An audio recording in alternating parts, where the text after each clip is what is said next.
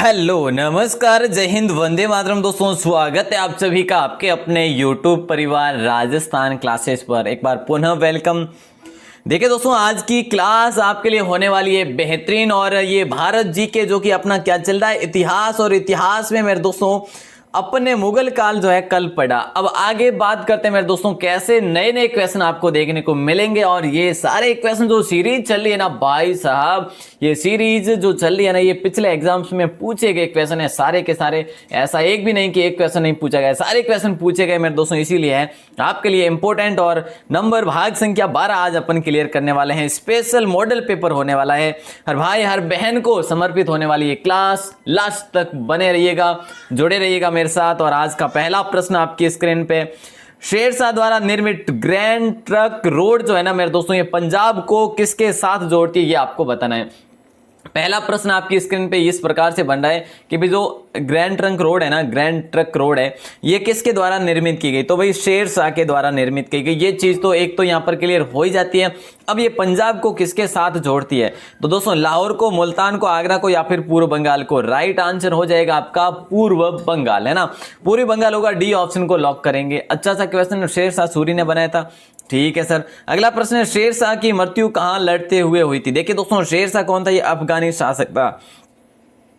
शेरशाह सूरी कौन था, ये अफगानी शासक था दोस्तों, अफगानी शासक था। अच्छा सा क्वेश्चन है, लॉक कर देना, ठीक है ना। और पद्मावत दोस्तों जो था ना, पद्मावत जो थी ना, वो मलिक मोहम्मद जायस ने लिखी थी, इसी के समय लिखी थी 1540 में। वो चीज भी ध्यान रखना। चलो सर, शेरशाह की मृत्यु दोस्तों कहां लड़ते हुए हुई थी, चौसा के युद्ध में, या फिर कलिंग के युद्ध में, कालिंजर के युद्ध में, या फिर इनमें से कहीं भी नहीं। तो राइट आंसर आप सभी का हो जाएगा आसान से क्वेश्चन का कि भाई राइट आंसर बिल्कुल आसान है मेरे दोस्तों, जल्दी बता दीजिएगा क्या हो जाएगा। तो सही आंसर था आपका कालिंजर, सी ऑप्शन। जिन भी भाई बने बताया तो उन सभी का राइट था कालिंजर। ऐसा माना जाता है कि कालिंजर अभियान के दौरान किले की दीवार से टकराकर लौटे एक गोले के विस्फोट से शेरशाह की मृत्यु हुई थी, ऐसा दोस्तों माना जाता है। ठीक है, 1545 की बात है, 1545 की बात है। और 1545 की बात है ना, तो प्यारे दोस्तों ये चीज ध्यान रखना कि मालदेव ने भी पुनः जोधपुर पर वापस से आक्रमण करके जो है किला जीता था, अपना अधिकार किया था जोधपुर पर। तो दोस्तों शेरशाह की मृत्यु के बाद हुआ था, ठीक है। और आगे बढ़े मेरे दोस्तों, और अगले प्रश्न की बात करें तो अगला प्रश्न, शेर खान ने हुमायूं को 1539 तथा 1540 में क्रमशः किन दो स्थानों पर पराजित किया था। आगरा, दिल्ली, मालवा, गोंदवाना, सोचा, और जो है कन्नौज, बेरार और चित्तौड़। दोस्तों राइट आंसर बताना है। यहां पर सही आंसर जो होगा ना, आसान है साहब। क्या है, आसान है। शेरशाह ने 1539 तो हो जाएगा सोचा युद्ध, और दोस्तों कन्नौज हो जाएगा 1540। बिल्कुल आसान है, सी ऑप्शन को लॉक करेंगे सभी भाई बहन। अगला आता है कि निम्न में से किसके शासनकाल के दौरान भारत में 1 रुपए का सिक्का टकसालित मिंट किया गया था, मतलब कि टकसालित किया गया था 1 रुपए का सिक्का किसके दौरान, किसके शासन के दौरान, ये आपको बताना है। बाबर के शासन के दौरान, शेरशाह सूरी के दौरान, या फिर अकबर शासन दौरान, या फिर औरंगजेब के शासन के दौरान। क्या हो जाएगा राइट आंसर। और दोस्तों इस सिक्कों पर अगर पूछा जाए ना, शेरशाह का नाम भी हुआ करता था, तो राइट आंसर तो आप सब जानते कि भाई शेरशाह सूरी हो ही जाएगा। लेकिन ध्यान रखना, शेरशाह का नाम और पद, शेरशाह का पद भी इस पर अंकित था, और अरबी और नागरी लिपि में अंकित था। किसमें, अरबी व नागरी लिपि में अंकित था। तो भाई ये सिक्का तो बड़ा महत्वपूर्ण था, 1 रुपए वाला, है ना। चलो सर अगला, नाना फडणवीस का मूल नाम क्या था दोस्तों, ये आपको बताना है। नाना फडणवीस ये मराठा साम्राज्य से दोस्तों है ये नाना फडणवीस।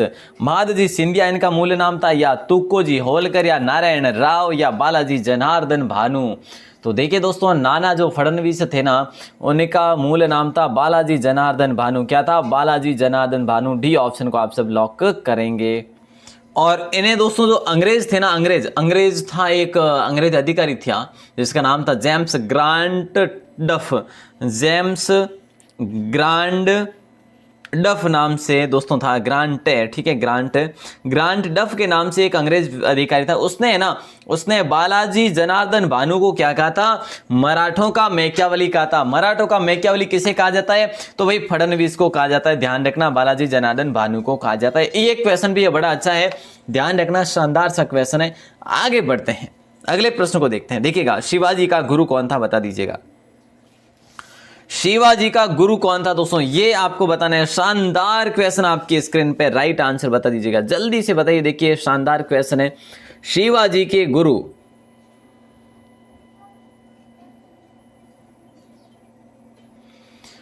देखिएगा दोस्तों, यहां पर बड़ा कंफ्यूजन है, ये क्वेश्चन पूछा गया है एग्जाम में, एसएससी एग्जाम में पूछा गया है, ठीक है। तो यहां पर बड़ी बात ये हो जाती है कि भी ऑप्शन क्या दिए, नामदेव है, रामदास है, एकनाथ या तुकाराम है, ठीक है। तो इसमें मैंने आपको एक बार बताया भी था, जब अपन ने मराठा साम्राज्य पढ़ा था उसमें मैंने आपसे बात ये की थी कि भाई जो अपने शिवाजी है उनके गुरु है कोंडदेव, बताया था कि नहीं बताया, कोंडदेव नाम से इनके गुरु हुए थे।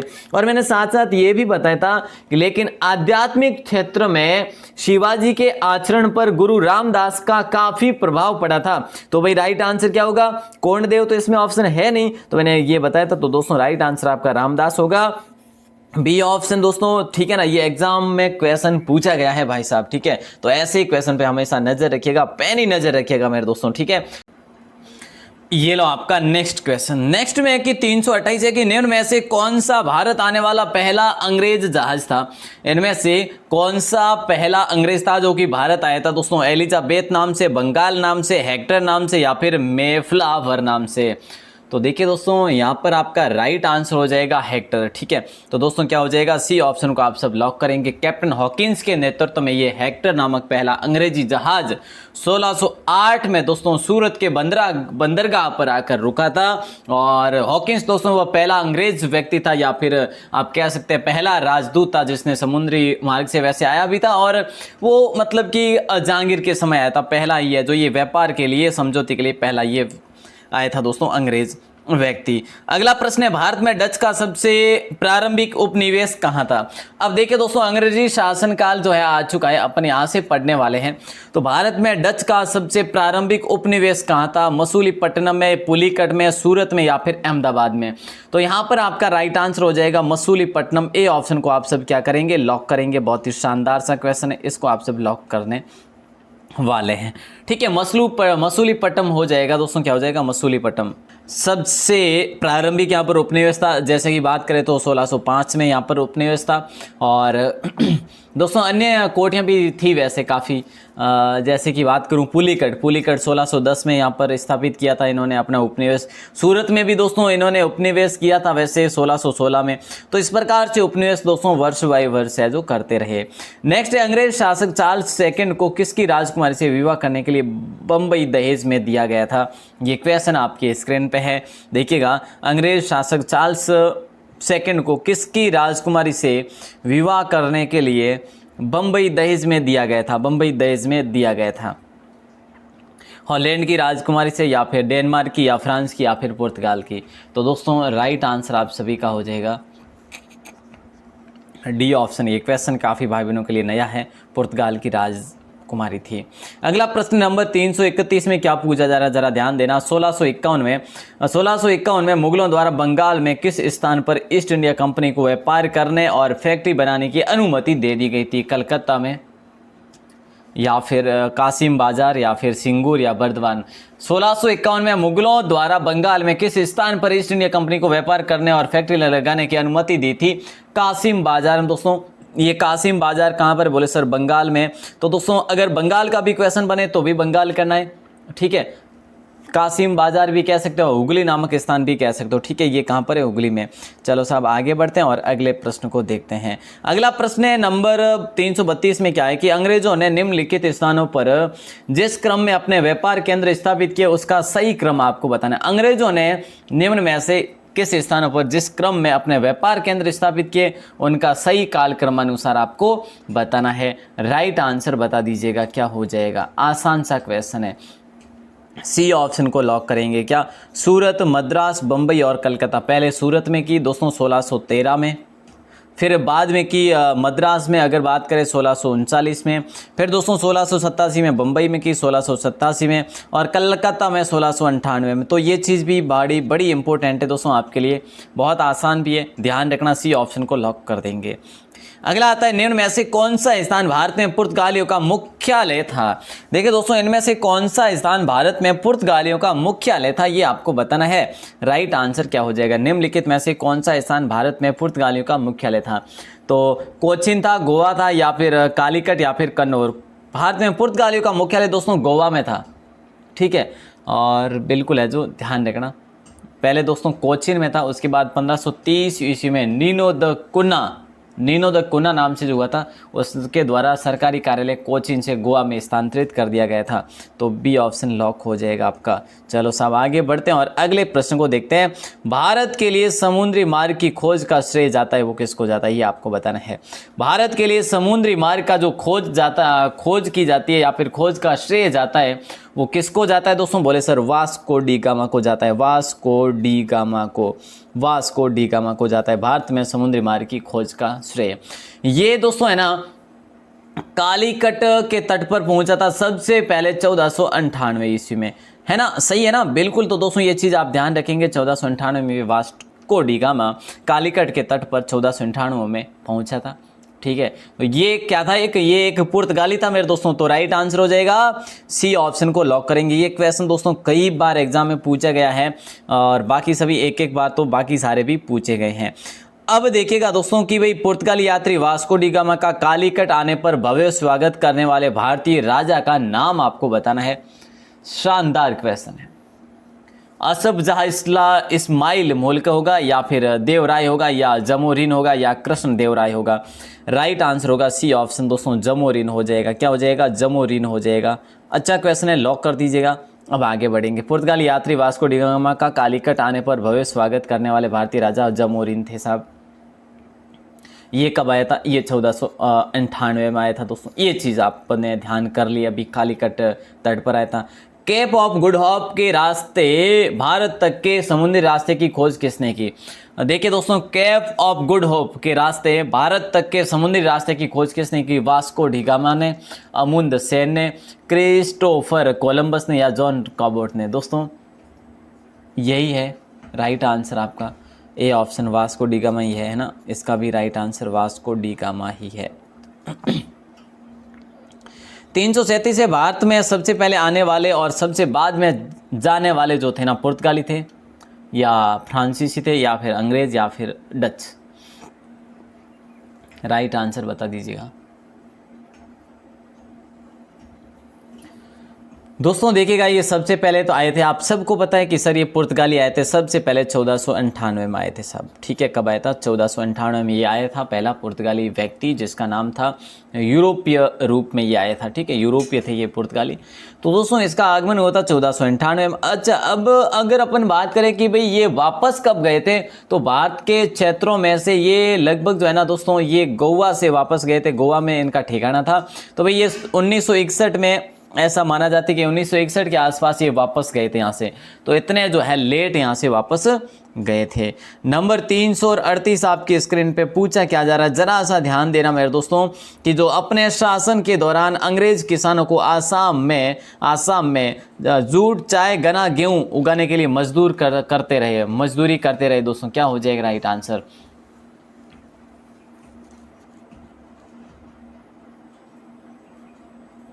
क्या हो जाएगा राइट आंसर जल्दी। अपने शासन के दौरान अंग्रेज किसानों को आसाम में क्या उगाने के लिए, तो आसान है भाई, आसाम में तो चाय ही उगाई जाती है। तो दोस्तों ध्यान रखना, आसान सा क्वेश्चन है, अब क्या बताएं, है ना। चलो आगे बढ़ते हैं और अगले प्रश्न को देखते हैं। भारत में पुर्तगाली सत्ता की वास्तविक नींव जो रखने वाले महानतम पुर्तगाली गवर्नर जो थे ना, वो कौन थे। भारत में पुर्तगाली सत्ता की वास्तविक नींव रखने वाले महानतम पुर्तगाली, एग्जाम में पूछा गया क्वेश्चन है। अल्मेडा था, अल्बुकर्क था, या फिर फ्रांसिस ड्रेक था, या फिर वास्को डी गामा था। तो देखिए दोस्तों, यहाँ पर जो है ना पुर्तगाली शक्ति का जो वास्तविक संस्थापक माना जाता ना, वो माना जाता 1509 से लेकर 1515 तक जो रहा था, जिसका नाम था अल्बुकर्क, मतलब कि बी ऑप्शन आपका लॉक हो जाएगा। अच्छा क्वेश्चन है, इसने भारत में एक प्रादेशिक शक्ति के रूप में पुर्तगाली राज्य की स्थापना की थी, ठीक है। इसने 1510 में गोवा जीता, 1511 में एक क्या कहते हैं मलक्का नाम से एक स्थान है, उसको भी नियंत्रण में किया था दोस्तों। ठीक है, चलो आगे बढ़ते हैं और अगले प्रश्न को देखते हैं। पुर्तगालियों द्वारा कालीकट से ले जाए जाने वाले कालीकट के सूती कपड़े यूरोप में आमतौर पर क्या कहलाते थे? पुर्तगालियों द्वारा कालीकट से ले जाए जाने वाले जो कालीकट के सूती कपड़े थे ना, उसको यूरोप में क्या कहा जाता था? तो भाई यूरोपीय जो थे, पुर्तगाली यूरोपीय थे। तो राइट आंसर होगा कैल्को, कैलिको, कोटेक्स या फिर इनमें से कोई नहीं। राइट आंसर होगा बी ऑप्शन कैलिको। दोस्तों क्या हो जाएगा? कैलिको कहा जाता था, वहां पर कहा जाता था कैलिको। चलो साहब, नंबर 341, गुजरात का शासक बहादुर शाह किसके साथ हुई संघर्ष में मारा गया? गुजरात का शासक हुआ था जिसका नाम था बहादुर शाह, किसके साथ हुए संघर्ष में मारा गया था? देखिए, डच या अंग्रेज या पुर्तगाली या फिर फ्रेंच। देखिए, गुजरात का शासक बहादुर शाह 1536 ईस्वी में गुजरात बंदरगाह के पास में जहाज का निरीक्षण करते समय दोस्तों पुर्तगालियों द्वारा मारा गया था। पुर्तगालियों द्वारा मारा गया था। सी ऑप्शन लॉक हो जाएगा। ठीक है, उस समय वो जहाज का मतलब कि निरीक्षण कर रहा था, उस समय बंदरगाह के पास में उसको मारा गया। नंबर 342, देखिए दोस्तों सुपर फास्ट कर रहा हूँ, वैसे ज़्यादा जानकारी तो नहीं दे रहा, बट जहाँ तक की बात आए जितनी जानकारी वो मैं आपको देते चल रहा हूँ। अपने शासन के दौरान अंग्रेज किसानों को मद्रास में क्या उगाने के लिए दोस्तों, देखिएगा, उगाने के लिए मजबूर करते रहे या फिर मजदूरी भी वैसे कह सकते हैं आप। तो देखिए दोस्तों, जूट होगा या फिर चाय होगा या गन्ना होगा या फिर चावल होगा। तो यहाँ पर राइट आंसर हो जाएगा डी ऑप्शन, क्या हो जाएगा? चावल हो जाएगा। दोस्तों आसान सा क्वेश्चन है। अगर आपको आसाम के बारे में पूछा जाए तो वहाँ पर चाय उगाने के लिए मजबूर कर रहे थे, मजबूर था उसमें। ठीक है, अपने मजदूरी पड़ा, एक ही बात है। तो दोस्तों ध्यान रखना, आसान सा क्वेश्चन है, डी ऑप्शन को लॉक करेंगे। गुरु गोविंद सिंह द्वारा खालसा पंथ की स्थापना किस वर्ष में की गई थी? गुरु गोविंद सिंह द्वारा खालसा पंथ की स्थापना कौन से वर्ष में की गई थी दोस्तों? 1599 में, 1699 में या 1707 में या फिर 1657 में? क्या हो जाएगा राइट आंसर? बी ऑप्शन को यहाँ पर भी लॉक कर दे क्या? यहाँ पर भी अपन बी ऑप्शन को लॉक करेंगे, 1699। बी ऑप्शन सही आंसर हो जाएगा। गुरु गोविंद सिंह द्वारा खालसा पंथ की स्थापना किस वर्ष में की गई? 1699 में की गई। और इसी में प्रत्येक सिख को आदेश दिया था पंचम कार का। किसका? पंचम कार का।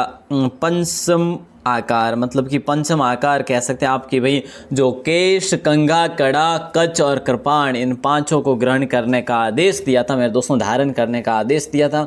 ठीक है, और बिल्कुल इनकी मृत्यु से पहले गद्दी को इन्होंने समाप्त भी कर लिया था। एक पूरक ग्रंथ दोस्तों इनके अगर बात करें ना, इन्होंने एक 10वें बादशाह का ग्रंथ संकलित किया था, सिखों के अंतिम गुरु माने जाते हैं।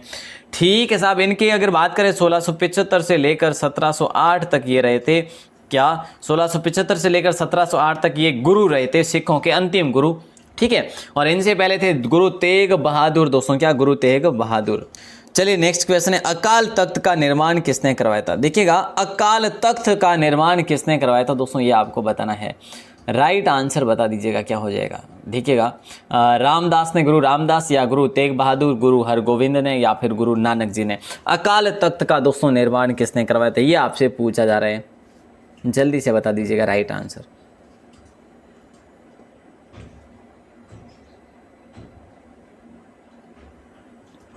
गुरु ने ना तख्त अकाल बंगा भी कहते हैं, नींव डाली थी, और अमृतसर की किलेबंदी भी की थी इन्होंने।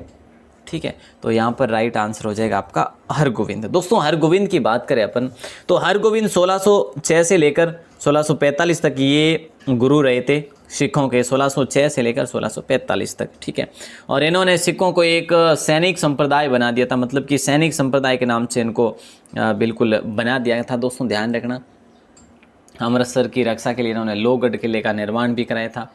और चलो, और ये कौन से गुरु थे? ये 6वें गुरु थे दोस्तों, 6वें गुरु थे ये सिखों के, ये भी ध्यान रखियो। अगला प्रश्न आता है, गुरु नानक का जन्म स्थान कौन सा है? गुरु नानक का जो है ना जन्म स्थान कहाँ पर है दोस्तों? गुरदासपुर या अमृतसर या लाहौर या तलवंडी? क्या हो जाएगा राइट आंसर बता दीजिएगा। गुरदासपुर दोस्तों, क्या होगा? गुरदासपुर होगा क्या? नहीं, गुरु नानक का जन्म हुआ था तलवंडी में दोस्तों। तलवंडी नामक आज के दिन जो स्थान है ना, ये पाकिस्तान में है। ठीक है, 1469 में इनका जन्म हुआ था दोस्तों। किसका? गुरु नानक की बात करें अपन, गुरु नानक की। ठीक है, गुरु नानक दोस्तों 1469 में इनका जन्म होता है। ये सिख धर्म के पहले संस्थापक थे दोस्तों। जैन धर्म के कौन थे? ऋषभदेव थे। सिख धर्म के कौन थे? बोले सर गुरु नानक थे। तो गुरु नानक इनके पहले दोस्तों संस्थापक माने जाते हैं। इनकी 1469 में होती है जन्म होता है इनका, ठीक है। और ये दोस्तों ध्यान रखना, इन्होंने हिंदू और मुस्लिम एकता पर बल दिया था, ठीक है। और अगर बात करें तो इनके पिता की बात करते हैं, ठीक है। तो पिता का नाम और माता का नाम, दोस्तों पिता का नाम था मेहता, कालू मेहता, ठीक है। मेहता कालू कह लो या फिर कालू मेहता कह लो, पिता का नाम था। इनकी माता का था नाम था तृप्ता देवी। क्या नाम था? तृप्ता देवी इनकी माता का नाम था। तो ये चीज़ भी ध्यान रखेंगे। गुरु नानक का उत्तराधिकारी कौन था, ये आप बता दीजिएगा, आंसर क्या हो जाएगा। गुरु नानक का उत्तराधिकारी गुरु अंगद था, गुरु रामदास, गुरु अर्जुन, गुरु हरगोविंद, या फिर राइट आंसर। देखिए दोस्तों ये क्वेश्चन शानदार है, पूछे गए हैं। गुरु नानक का उत्तराधिकारी कौन था? गुरु अंगद, गुरु रामदास, गुरु अर्जुन या गुरु हरगोविंद? गुरु नानक का उत्तराधिकारी था गुरु अंगद। अंगद को दोस्तों लेहना भी कहा जाता है। क्या? लेहना भी कहा जाता है अंगद को। तो भाई राइट आंसर आपका हो जाएगा आसान सा। ये मेरे दोस्तों गुरु रहे थे, कब से कब तक रहे थे? ये रहे थे 1538 से लेकर 1552 तक, ठीक है। तो ये चीज़ भी आप ध्यान रखेंगे, क्योंकि 1538 तक रहे थे अपने गुरु नानक जी। उसके बाद उनकी मृत्यु होने के बाद 1538 में ये बन जाते गुरु अंगद, ठीक है ना। तो अच्छा सा क्वेश्चन दोस्तों, कहीं पे 38 देर का, कहीं पे 39 देर का है, ठीक है। 39 से लेकर 1552 तक रहे थे इन्हें। चलो आगे बढ़ते हैं। अगला प्रश्न है, किस सिख गुरु ने स्वयं को सच्चा बादशाह कहा था? इनमें से कौन से सिख गुरु ने अपने आप को सच्चा बादशाह कहा था, ये आपको बताना है। बादशाह कहा था दोस्तों, जल्दी से बता दीजिएगा। आंसर क्या हो जाएगा कि गुरु गोविंद सिंह, गुरु हरगोविंद या गुरु तेग बहादुर या गुरु अर्जुन देव? राइट आंसर बताना है। इन्होंने सिख धर्म को बहुत शक्तिशाली बनाया था दोस्तों, ठीक है ना। और ध्यान रखना, इन्होंने आदि ग्रंथ में अपना संकलन भी करवाया था, गुरुओं के उपदेश का संकलन भी करवाया था, ठीक है। तो यहाँ पर आपका राइट आंसर हो जाएगा। और इन्होंने ही मेरे दोस्तों स्वर्ण मंदिर है ना, अंग्रेज़ों द्वारा जो देखो जो स्वर्ण जड़वाने के बाद उसको है ना नाम जो दिया था ना गोल्डन टेम्पल, जो स्वर्ण मंदिर इन्होंने ही दिया था अमृतसर वाले को। तो ध्यान रखना, अच्छा सा क्वेश्चन है। और राइट आंसर हो जाएगा गुरु अर्जुन देव। डी ऑप्शन को लॉक कर देंगे, ठीक है।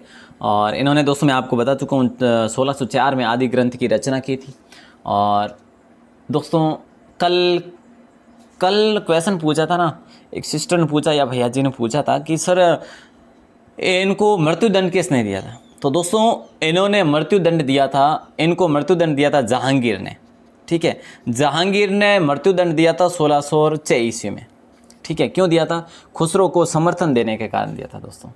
खुसरो को समर्थन देने के कारण, कोई किसी बात पे समर्थन दिया गया और उसके बाद जो है जहांगीर ने 1606 में इन्हें मृत्युदंड दे दिया था। चलो ध्यान रखना, डी ऑप्शन हो जाएगा राइट आंसर। अगला है कि सिखों का अंतिम गुरु निम्न में से कौन था? सिखों का अंतिम गुरु निम्न में से कौन था? आसान क्वेश्चन है। गुरु अर्जुन देव, गुरु तेग बहादुर, गुरु गोविंद सिंह या गुरु अंगद देव? राइट आंसर हो जाएगा सिखों का अंतिम गुरु। दोस्तों आप चाहते हैं कि सिखों के जो भी गुरु है ना, 10 गुरु है, सबके नाम एक स्क्रीन पे आने चाहिए, एक क्लास में आने चाहिए। दोस्तों कोशिश करूंगा, ठीक है, बिल्कुल कोशिश करूंगा आपके लिए क्लास देने की, ठीक है। तो यहाँ पे राइट आंसर हो जाएगा सभी का सी ऑप्शन की सर गुरु गोविंद सिंह हो जाएगा। और 10वें गुरु थे, ये अंतिम गुरु थे दोस्तों। इनको गुरु पद 1675 ईस्वी में प्राप्त हुआ था। 1675 ईस्वी में ना गुरु पद प्राप्त हुआ था दोस्तों।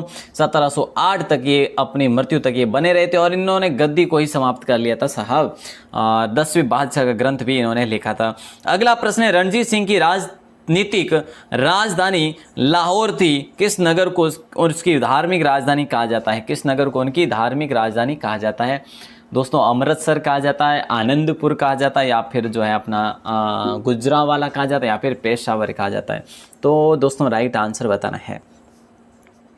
रणजीत सिंह का पूछा जा रहा है आपसे, है ना, तो राइट आंसर रणजीत सिंह की राजनीतिक राजधानी लाहौर थी, किस नगर को उसकी धार्मिक राजधानी कहा जाता है? तो अमृतसर को कहा जाता है। ए ऑप्शन हो जाएगा राइट आंसर, ठीक है। जबकि धार्मिक राजधानी दोस्तों ये अमृतसर थी, राजनीतिक राजधानी लाहौर थी, ठीक है। इनका शासनकाल रहा था 1797 से लेकर 1839 तक रहा था भाई साहब ये रणजीत सिंह का शासनकाल।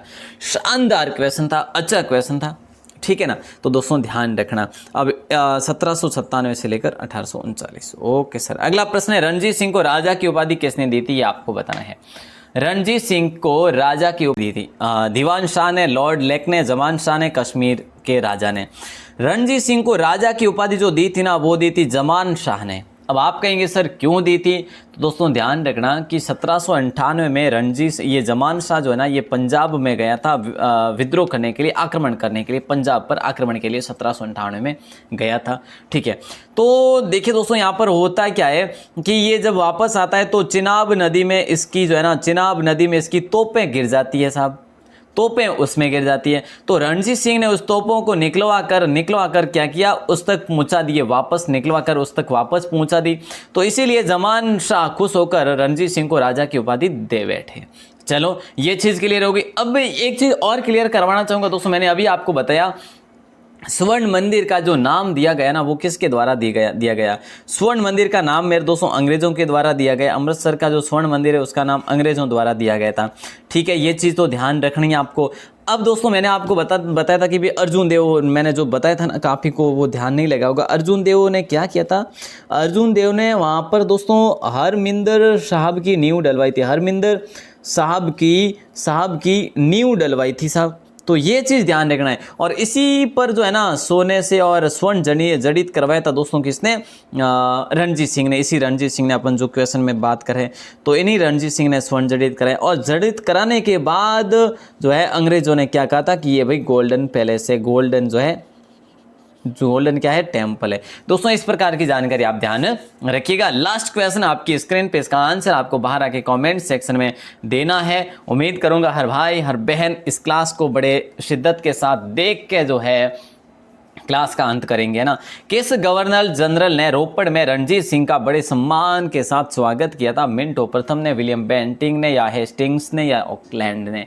क्या हो जाएगा राइट आंसर में से आपको बताना है बाहर आके कमेंट सेक्शन में। कहाँ पे, बाहर आके कमेंट सेक्शन बताना है दोस्तों, क्योंकि जहाँ पर अगर बात की जाए जहाँ तक कि भाई आप जितना लिखते हैं और उतना याद होता है, ये तो आप सब जानते हैं। तो दोस्तों आप लिखेंगे तो आपको पता चलेगा कि भाई हाँ मुझे कुछ ना कुछ लंबे टाइम तक याद तो रहेगा कुछ ना कुछ, तो है ना दोस्तों। इसका आंसर आपको बाहर कमेंट सेक्शन में बताना है। क्लास कैसी लगी ज़रूर बताइएगा, और दोस्तों अच्छी लगी हो तो एक थम्स अप ज़रूर दे दीजिएगा, एक थम्स अप ज़रूर दे दीजिएगा, एक लाइक ज़रूर करें। और अगर आप पहली बार हो चैनल पर तो बता दूं आपको सुबह 9 बजे क्लास होती है, 6 बजे शाम को क्लास होती है, और रात को 9 बजे क्लास होती है। सुबह 9 बजे, शाम के टाइम 6 बजे, और 9 बजे रात के टाइम। तो ये क्लास हो रही है फिलहाल दोस्तों। पीटीटी या फिर वनपाल वनरक्षक जिस भी भर्ती परीक्षा की BSTC की तैयारी करें तो हमारे साथ जुड़े रहिएगा। आपको बेहतरीन लेवल से तैयारी प्रिपरेशन करवा रहे हैं, और मतलब कि बिना कोई चार्ज, निःशुल्क। चलिए दोस्तों, सभी का धन्यवाद। जय हिंद, वंदे मातरम।